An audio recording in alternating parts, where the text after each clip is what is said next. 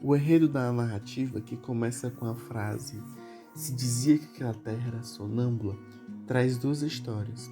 Uma, por anotações, outra, no passo a passo cotidiano da dupla Tuahir, um velho, e Mudinga, um menino. Em crescente com influência, ela alimenta a vida de ambos, de forma ambígua, em meio ao cenário desolado do lugar, castigado duplamente por guerra e estiagem. Esta última é tida como um fator climático cíclico. Dessa maneira, o cenário espaço e metamorfose é uma espiral, definida nos seguintes termos: aldeias com códigos culturais mistos, interferência inevitável da colonização, como é, por exemplo, o casamento monogâmico, missões religiosas funcionando como receptores de filhos mestiços rejeitados, povoados, vilas, cidades, capitais e acampamentos de refugiados.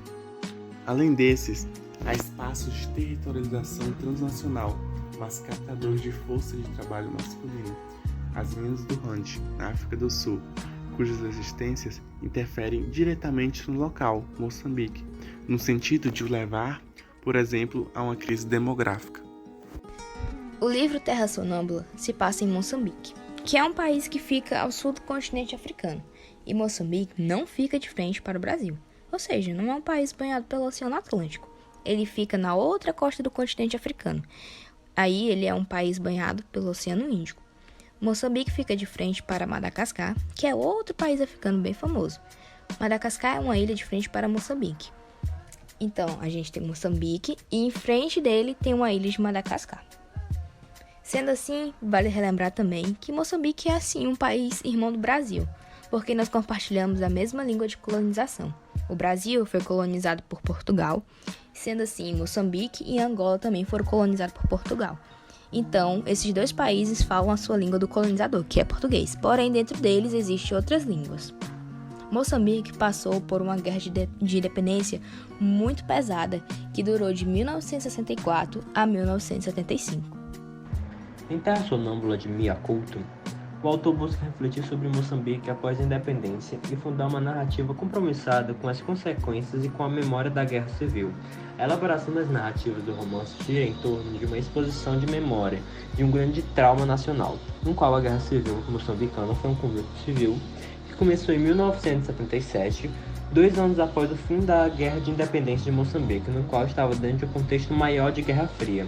Durante o conflito, cerca de 1 milhão de pessoas morreram em combate e por conta de crise de fome. Além disso, 5 milhões de civis foram deslocados e muitos sofreram amputações por minas terrestres, um legado da guerra que continua a assolar o país. A recessão econômica e social, o totalitarismo marxista, a corrupção política, a pobreza e as desigualdades econômicas e o insucesso de planejamento central fizeram nascer uma vontade revolucionária. Assim, a literatura de Mia Couto se expressa como uma forma de resistência social e de memória, ao relembrar a guerra e uma tentativa de revisitar o passado e reescrever uma história diferente da história dita oficial, história essa que o povo não se reflete e não se reconhece.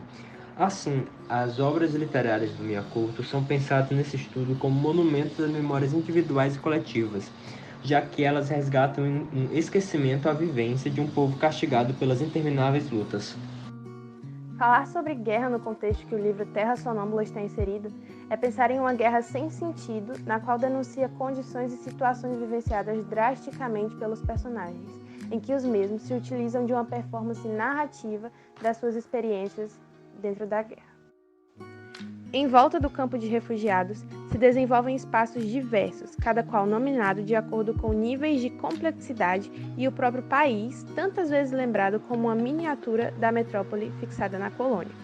Tais configurações nos dão a entender a organização do espaço como uma herança da colonização. Nas vilas e nas cidades, os ajuntamentos populacionais são definidos pela existência de lojas e bares, indicando que há circulação de dinheiro.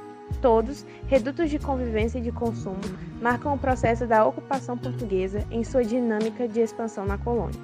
Nesses lugares, expõem os mais diversos interesses. No campo, o desenvolvimento da agricultura, plantação de algodão. Nas cidades, novos hábitos para a população local como consequência dos fatos históricos dessa ocupação.